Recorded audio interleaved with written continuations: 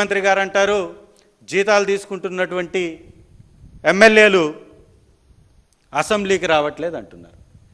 మీకు కనపడట్లేదా?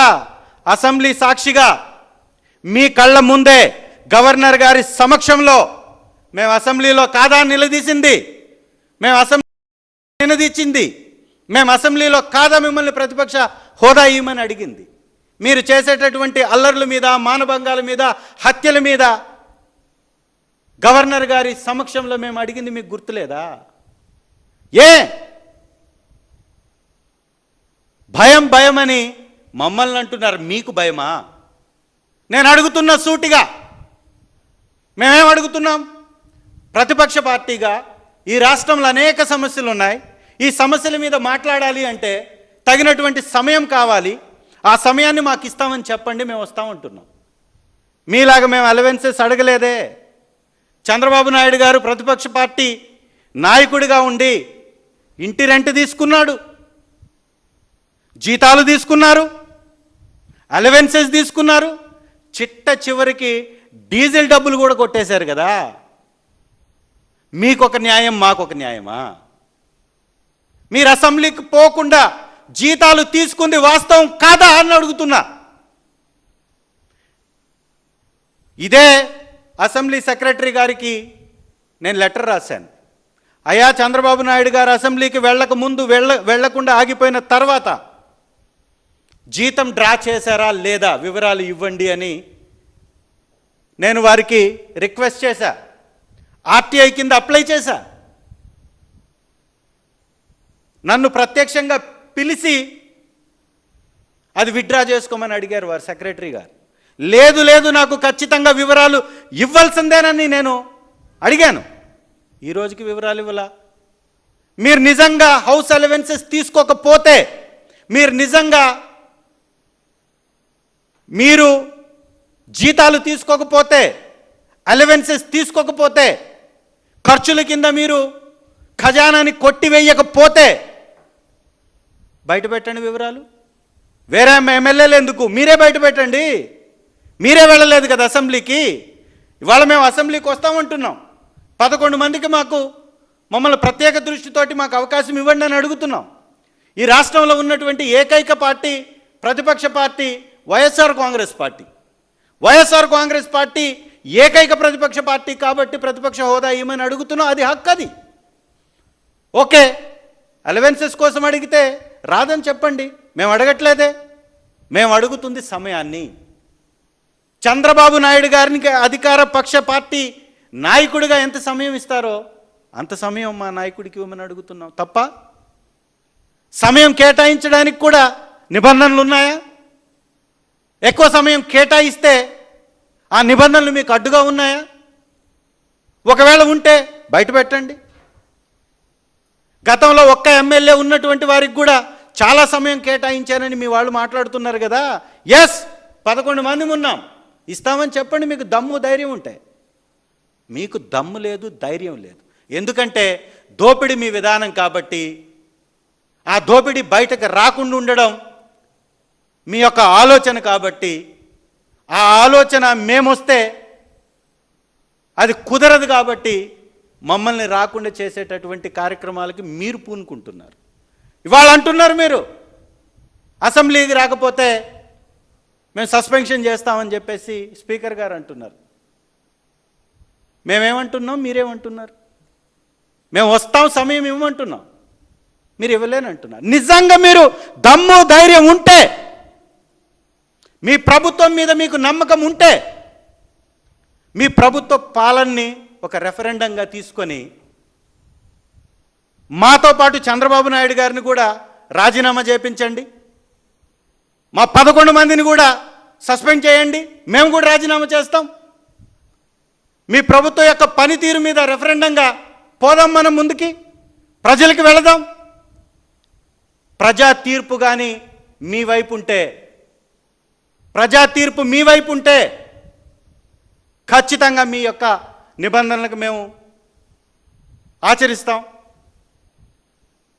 ప్రజా వ్యతిరేకతని తట్టుకోలేక ప్రతిపక్ష నాయకుడి యొక్క గొంతుని నొక్కిచ్చేటటువంటి ప్రయత్నం చేస్తూ మళ్ళీ బుకాయించేటటువంటి కార్యక్రమాలు చేస్తూ ఉన్నారు.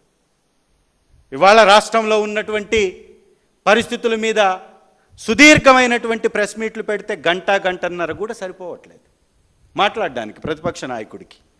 అలాంటిది మీరు ఇచ్చేటటువంటి ఒక ఎమ్మెల్యే టైం అంటే ఎలా సరిపోతుంది? కాబట్టే ఖచ్చితంగా సమయం కేటాయించమని మరొకసారి మిమ్మల్ని రిక్వెస్ట్ చేస్తున్నాం, డిమాండ్ చేస్తున్నాం. అది మా హక్కు. ప్రతిపక్షం లేనటువంటి ప్రభుత్వం ఉంటుందా? ప్రతిపక్షం లేనటువంటి శాసనసభ ఉంటుందా? శాసనసభలో ఉన్నటువంటి పార్టీలన్నీ జత కట్టి కూటమి కట్టి ఇవాళ అధికారాన్ని పంచుకుంటూ ప్రతిపక్షంలో ఉన్నటువంటి పార్టీకి సమయం ఇవ్వము అనడం ఇది తొండాట కాదా? ఇది చంద్రబాబు నాయుడు గారు చెప్పాలి. అలాగే మా వ్యక్తిగత ఎమ్మెల్యేల మీద కూడా సోషల్ మీడియా మాధ్యమాల్లో తెలుగుదేశం పార్టీకి సంబంధించినటువంటి కొన్ని ఛానల్స్లో తప్పుడు ప్రచారాలు చేస్తూ ఉన్నారు. చాలా తప్పుడు ప్రచారాలు చేస్తూ ఎమ్మెల్యేల మీద వారి వ్యక్తిత్వాన్ని హననం చేసేటటువంటి ప్రయత్నం చేస్తున్నారు. ఇవాళ ఒక ఎమ్మెల్యేగా మీ ముందు కూర్చున్నాను అంటే అది శ్రీ జగన్మోహన్ రెడ్డి గారు పెట్టినటువంటి భిక్ష. మా యొక్క ఎర్రగొండపాలెం ప్రజలు ఇచ్చినటువంటి బహుమానం. ఇది ప్రజల కోసం, శ్రీ జగన్మోహన్ రెడ్డి గారి కోసం, పార్టీ కోసం త్యాగం చేయడానికి ఎప్పుడూ సిద్ధంగానే ఉంటాం. ఆ అవకాశం వస్తే అదృష్టంగా భావిస్తాం. ప్రజలకి సేవ చేయడానికి ఈ పదవి అనేటటువంటి దాన్ని తృణప్రాయంగా వదులుకోవడానికి సిద్ధంగా ఉంటాం. ఎవరి మీద చేస్తున్నారు తప్పుడు ప్రచారం? ఏమనుకొని చేస్తున్నారు? ఇవాళ డబ్బులకి అమ్ముడుపోయే సంస్కృతి మీది. కొనడం అమ్మడం అలవాటైనటువంటి పార్టీ మీది. ఇవాళ ఈ పార్టీ పోరాటాలతో పుట్టినటువంటి పార్టీ వైఎస్ఆర్ కాంగ్రెస్ పార్టీ. ఏ ఒక్క ఎమ్మెల్యే కూడా నీ ఉడత ఊపులకి భయపడడు. మీరు చేసేటటువంటి ఛాలెంజ్లు, మీరు విసిరేటటువంటి ఛాలెంజ్లు తీసుకోవడానికి ఎప్పుడు సిద్ధంగా ఉంటామని మీకు తెలియజేస్తూ, ఈ యొక్క రాజకీయం వైఎస్ఆర్ కాంగ్రెస్ పార్టీ పెట్టినటువంటి భిక్ష. కాబట్టే పార్టీ బలంగా ఉండాలి, పార్టీ ప్రతిపక్ష పార్టీగా బలంగా పోరాడాలి. కాబట్టే మేము ప్రతిపక్ష హోదా అడుగుతున్నాం. మీకు దమ్ము ధైర్యం ఉంటే ప్రతిపక్ష హోదా ఇవ్వమని మిమ్మల్ని డిమాండ్ చేస్తూ ఉన్నాం. రెండవది, నా ప్రాంతం ఎర్రగొండపాలెంలో శ్రీ డిప్యూటీ ముఖ్యమంత్రి గారు, ఆయన యొక్క కథలు కానీ మనం ఒక్కసారి చూస్తే అర్థం కాని భాష, ఓమి అని, ఓజీ అని అర్థం కాని భాషని బట్టి కొట్టి మరీ ప్రాక్టీస్ చేస్తూ వేదికల మీద మాట్లాడుతున్నటువంటి ఈ పవన్ కళ్యాణ్ గారు మా యొక్క నియోజకవర్గంలో ఒక అటవీ శాఖ ఉద్యోగిని కొడితే, అటవీ శాఖ ఉద్యోగిని ఎమ్మెల్యే కొడితే చర్యలేంటయా? అదేవిధంగా మా నియోజకవర్గంలో గుప్త నిధుల కోసం తెలుగుదేశం పార్టీకి సంబంధించినటువంటి ఇన్ఛార్జీలు, ఎమ్మెల్యేలే గుప్త నిధులు తవ్వకాలు చేస్తున్నారు. జేసీబీల్ని తీసుకొచ్చేసి అటవీలో గుప్త నిధులను తవ్వుతున్నారు. దీని మీద స్థానిక ఫారెస్ట్ ఆఫీసర్కి చెప్పినా, అలాగే స్థానికంగా ఉన్నటువంటి పై ఆఫీసర్స్కి, వివిధ శాఖల వారికి చెప్పినా కూడా పట్టించుకోనటువంటి పరిస్థితి కనపడుతుంది. ఈ రాష్ట్రంలో ఉన్నటువంటి పంచాయతీల్ని నిర్వీర్యం చేస్తూ సర్పంచుల నిధులను కొల్లగొడుతూ ఉన్నారు. ఒక్క ఎర్రగొండపాలెం ప్రాంతంలో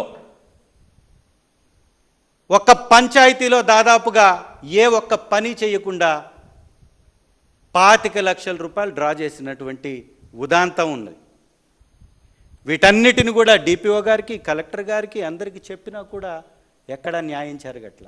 కాబట్టి డిప్యూటీ ముఖ్యమంత్రి గారికి నేను సలహా ఇస్తున్నా, అయా మీరు సినిమాల మీద పెట్టేటటువంటి ఆ ధ్యాస, ఆ ప్రాక్టీస్ మీ పని మీద కూడా పెట్టండి. కొంచెం మీరు నిర్వహిస్తున్నటువంటి శాఖల మీద పెట్టండి, మీరు తీసుకున్నటువంటి బాధ్యతల మీద పెట్టండి. ప్రతి ప్రభుత్వ ఆఫీస్లో మీ ఫోటోలు పెట్టుకోవడం కాదు, ప్రతి గ్రామంలో మీరు పనులు చేయండి. ఈ ప్రాంత అభివృద్ధికి తోడ్పడండి, మీరు ఇచ్చినటువంటి మాటకి నిలబడండి అని వారికి హితవు పలుకుతూ, ఇలాంటి అబద్ధాలతోటి అసత్యాలతోటి ప్రభుత్వాలు నిలబడవు అనేది కూటమి ప్రభుత్వం తెలుసుకోవాలని వారికి హితవు పలుకుతూ ముగిస్తున్నా. Thank you.